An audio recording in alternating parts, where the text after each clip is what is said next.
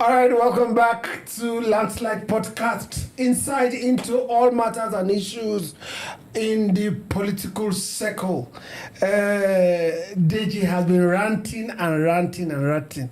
Well, there was a statement made by Deji, and the Obidient or Obi wrote him a letter and said he should withdraw it. If not, he was going to sue him.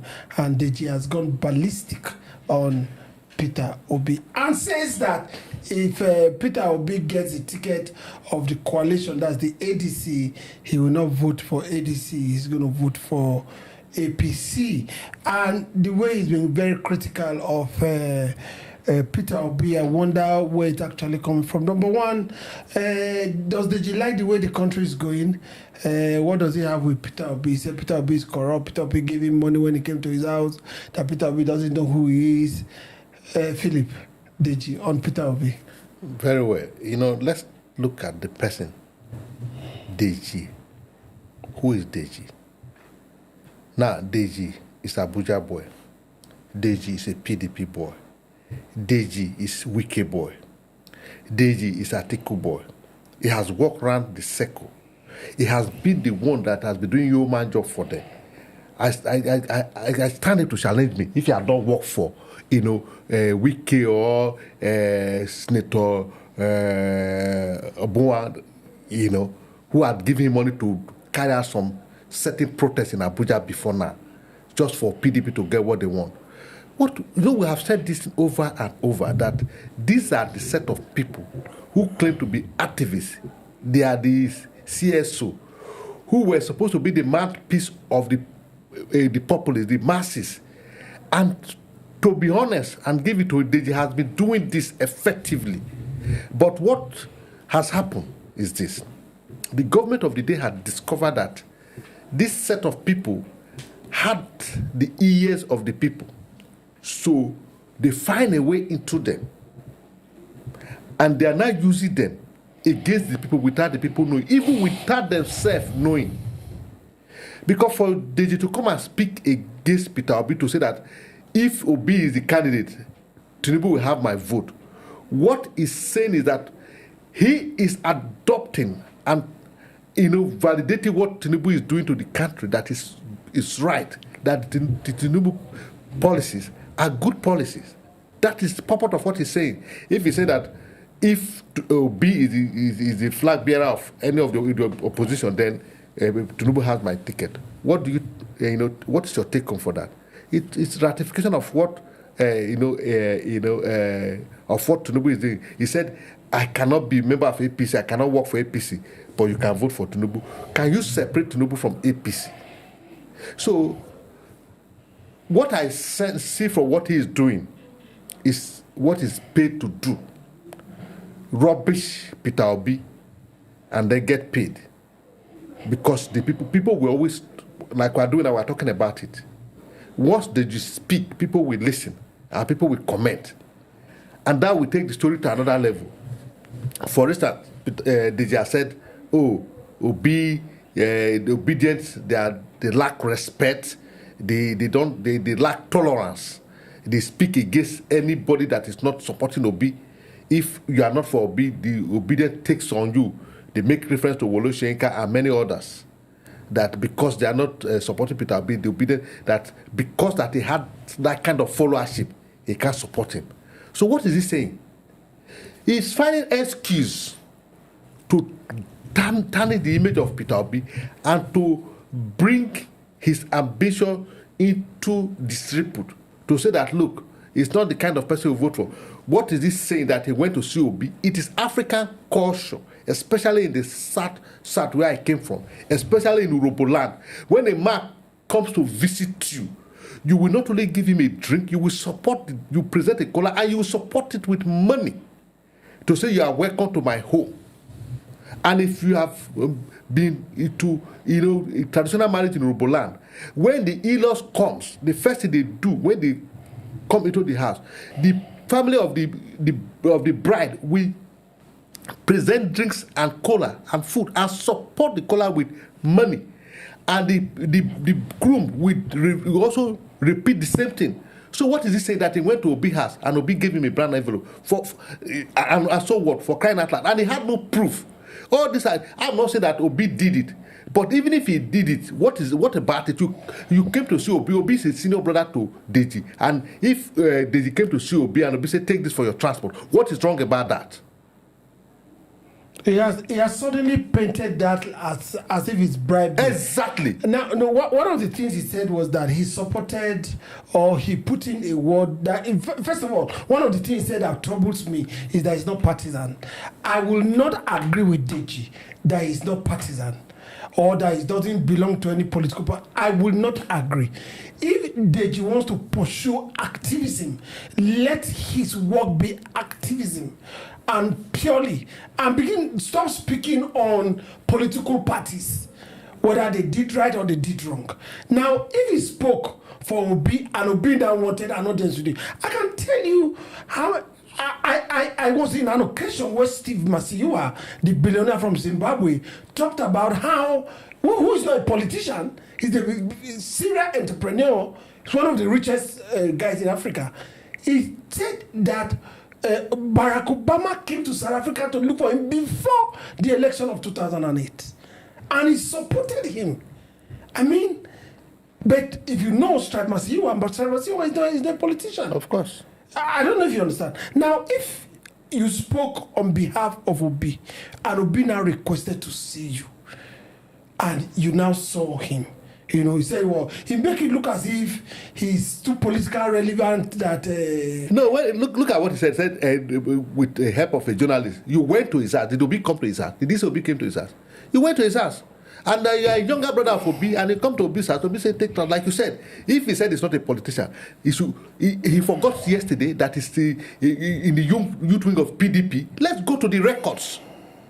He should take a self-examination. What was he doing in the PDP youth wing? How did he get prominence? If from the PDP youth wing, if he has forgotten, we will remind him that he's an activist. All of a sudden, he become an activist. How? So now he's a lawyer. Yeah, of course he's a lawyer. There are so many lawyers out there. Is he the only lawyer we have in Nigeria? We have over 20,000 lawyers in Nigeria today. So he's not the only lawyer. Anybody can be a lawyer. You can be a lawyer tomorrow if you choose to be a lawyer. Dilo Milai is not a lawyer today. Yesterday he wasn't a lawyer. He was determined to become a lawyer, and he has become a lawyer. And a lot of people out there study to become a lawyer because they feel they should be lawyers. So for him, he being a lawyer is not a big deal. What grounds do you think that he has against Peter Obi? Like I said, it's the act and behave as somebody being paid to bring Obi down. I don't think he really have personal grudge against Obi, other than the fact that there's some inducement for him to do what he's doing. Other than that, I don't see why he should take it upon himself to attack the person of Peter Obi. You went to a TV station. Why Obi become the main issue that you went there to discuss? Is that part of your activism? Is Obi in government? Because you, as an activist, is what that his government is not doing right. You are supposed to be criticizing. Exactly. Obi doesn't spend public funds. In fact, he actually why did you take on him? He talked about Obi allowing his company that he said he has resigned from benefit financially. Well, what we should be looking at is the fact that the job that was quoted and was bidded by Obi's company, were they qualified to do it? Did they do the job? Do you understand? Or they embezzled money? Obi should have been defending the fact that they didn't get. Of course, you can say conflict of interest, and all that. But you should also look at the fact that did they get the job? If they got the job, did they do the job?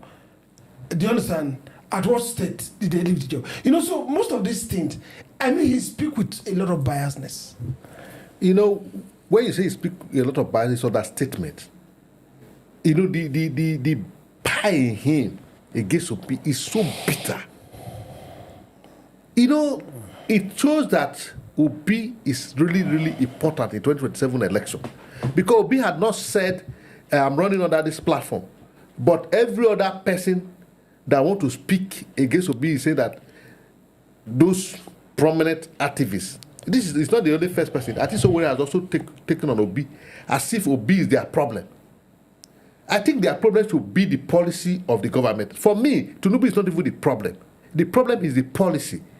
If the policy are right, the country will benefit. So you should not even speak against Tinubu, but speak a bad policy, so that the government can see that these policies are not right, and they can recalibrate and bring in good policy that can make the people, live comfortably in Nigeria, that will work for every one of us. Why taking on persons?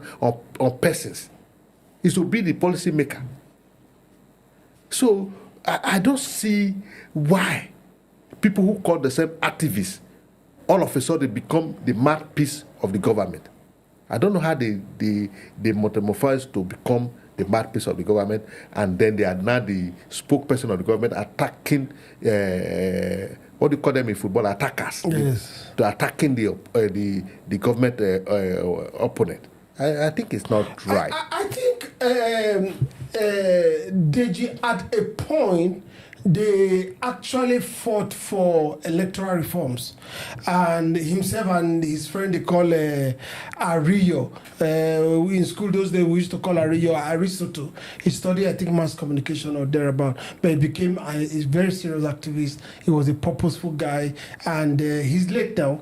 And now what I'm saying is that there's been a lot of people talking about electoral reforms. Deji had not lent his voice to electoral reforms. They were the people that drafted and enacted and pushed for electoral reforms.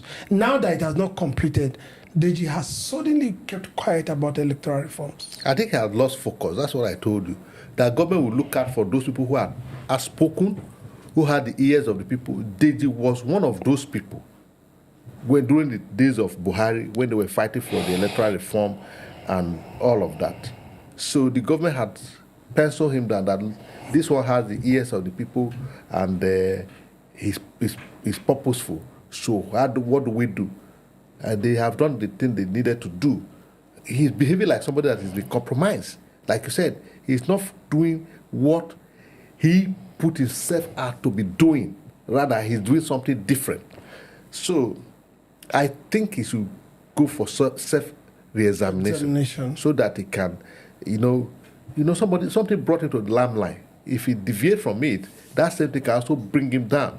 So he should choose what he wants. He didn't want to continue and leave a legacy behind, or he want to destroy all that he had worked for a morsel of bread. It's up to him.